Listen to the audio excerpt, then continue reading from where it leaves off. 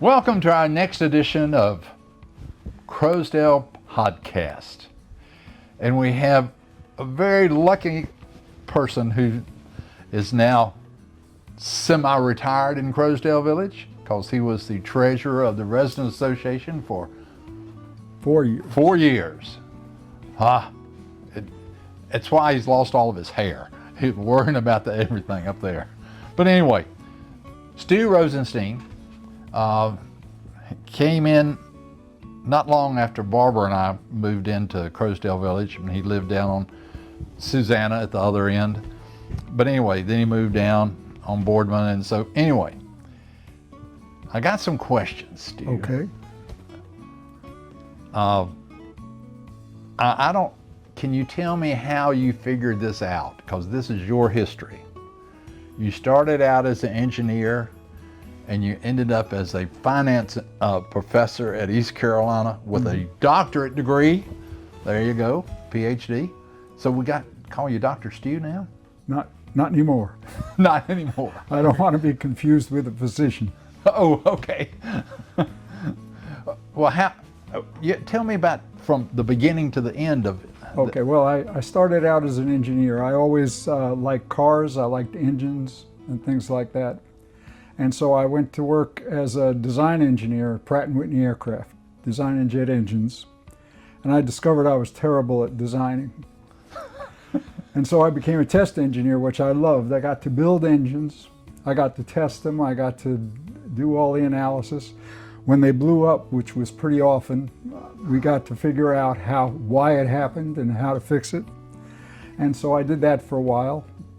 And then I worked for General Electric installing gas turbines pretty much all around the world. I worked in Taiwan, Indonesia, Brunei, Canada. So I did that for a while.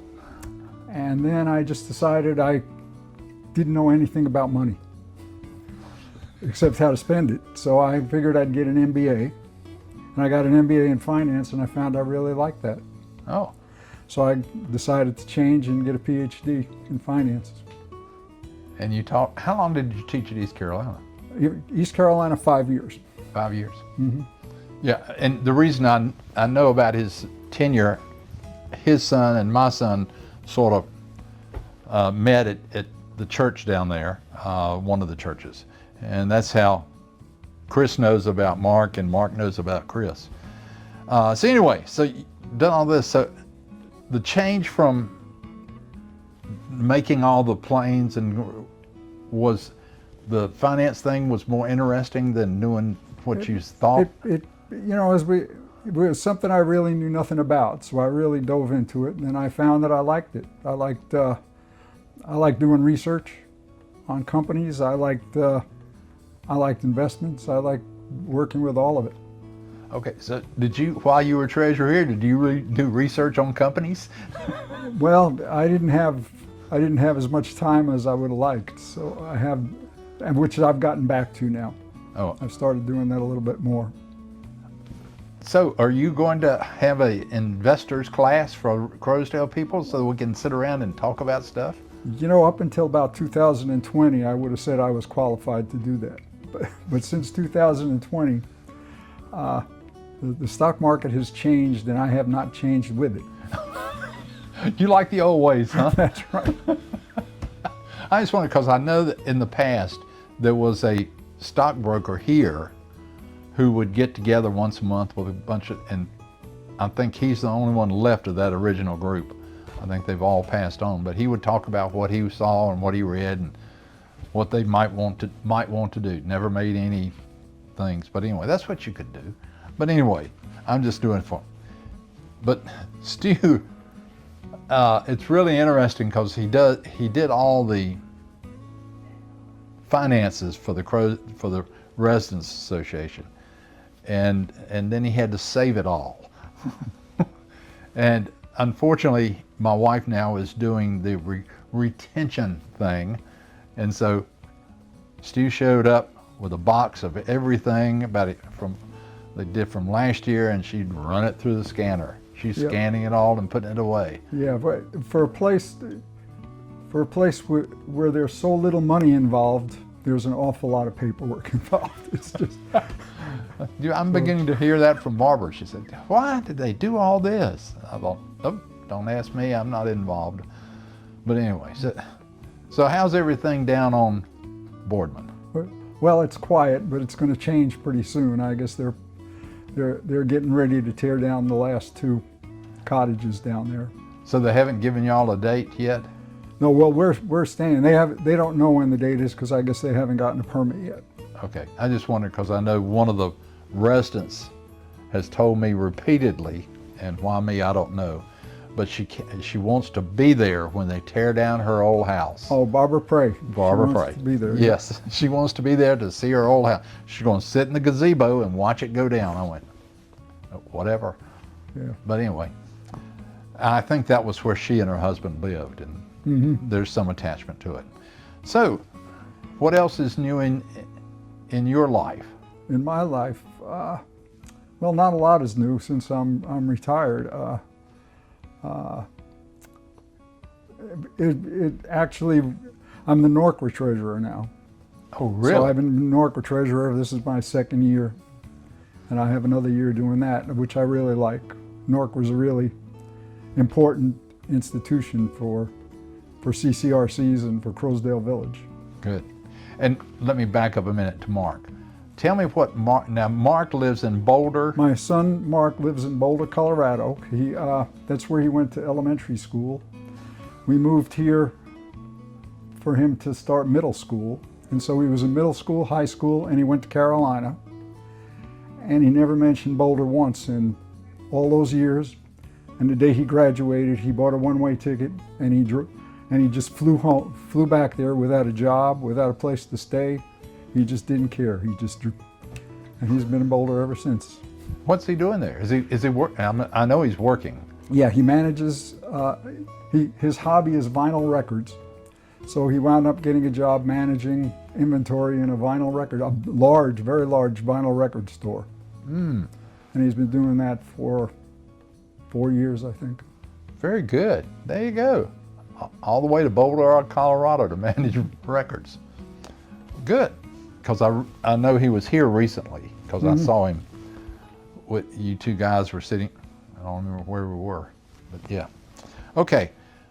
But now, how long did the changeover from you to the new treasurer, how long did it take for that to happen?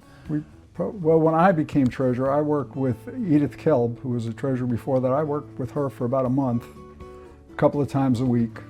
And that's pretty much about what I did with Mary Lou Barlow, about the same thing. She's the newest? She's the new treasurer, and she's very good. She's much more meticulous than I am. So that makes things, so things are working out pretty well. Good. That's okay. All right, good. Any suggestions that you may have about the finances? Well, we need to spend some more. We need to spend more. Uh-oh. We have a very large surplus. We don't. The residents don't seem. The residents seem to think that the treasurer's job is to come up with ways to spend money, and it's not. So the residents need to come up with ideas, and my idea was to start giving more to charity. So that's what I would do. Yep. Because you already do things like the food thing. We do the food drive. Thing. Well, the food, but those are kind of separate. The food drive comes directly from the residents. The Employee Appreciation Fund, the money goes through us, but the residents make all the donations themselves also. But we've donated to the Employee Appreciation Fund. We've donated to last year to Leading Age when Hurricane Helene damaged up in the all mountains. the CCRCs in the mountains, and we've done some of that. We've donated to the food drive several times, but there's